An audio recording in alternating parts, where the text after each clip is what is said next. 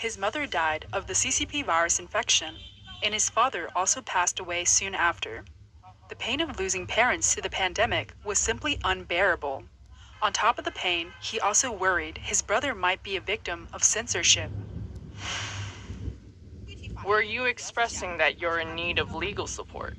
I am not seeking compensation. I just want an explanation. My parents had lived in the nursing home for 4 years.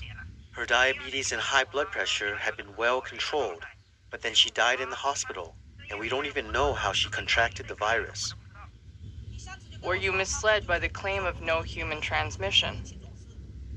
On the one hand, I thought it only happened in Wuhan, which has nothing to do with us. We are in Huanggang. On the other hand, the government had misled us by downplaying the severity of the disease. I told my mom what I saw and read from the internet. I wanted her to be careful. But at the government level, they didn't mention anything about the outbreak. We had been completely fooled by the regime. I see. Your mom died of the outbreak, but you felt the government should be held accountable for her death. I strongly feel that the world is at its worst in terms of darkness and cruelty. Even the sunshine feels so pale and bitter. It's totally dark. The slogan of the China dream is deceitful. The regime has deprived our right to know. We were lied to about the reality of Wuhan. It's extremely evil to deny our request to see my mother for the last time during her final moments. My brother was in Shenzhen. To return, he would need his local district governor to sign a travel document. He was the only person from the area to make it back here because all trains had stopped the operation midway. He was praying on the highway to finally see a vehicle driving by to give him a ride to come back home, but in the end, all he saw was my mom's coffin. When was this happening? From February 5th to the 22nd, my mom was suspected to have contracted the infection on the 4th and tested positive on the 5th. She was transferred to a designated hospital. Seriously, this regime is like a rotten apple about to be discarded. It's so bad. You want to sue the regime, right? Yes, I can send you my mom's death certificate. It stated clearly the cause, the novel coronavirus. I want to sue the regime. They must pay for this bloody debt. This regime must be overthrown. It has made everyone live under lies. Nothing is real. I don't understand why this regime would create such a virus. I am so lost.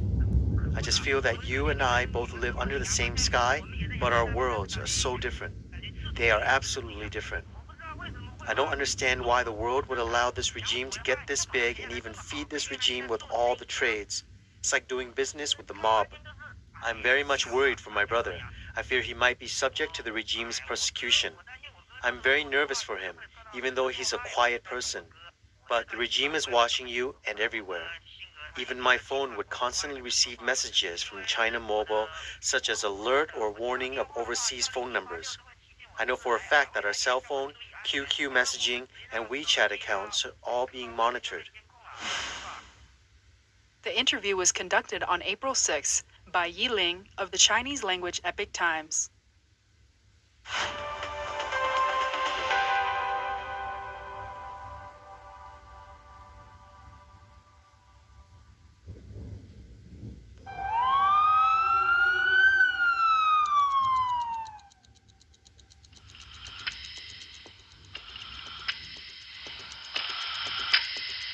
The coronavirus outbreak is the latest wake-up call.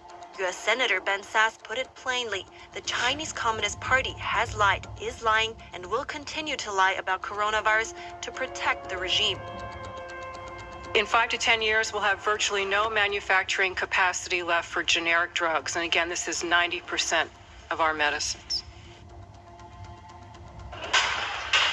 And the world should know, if Hong Kong falls, the whole world falls, okay? Because the Chinese Communist Party is the existential risk of humanity, period.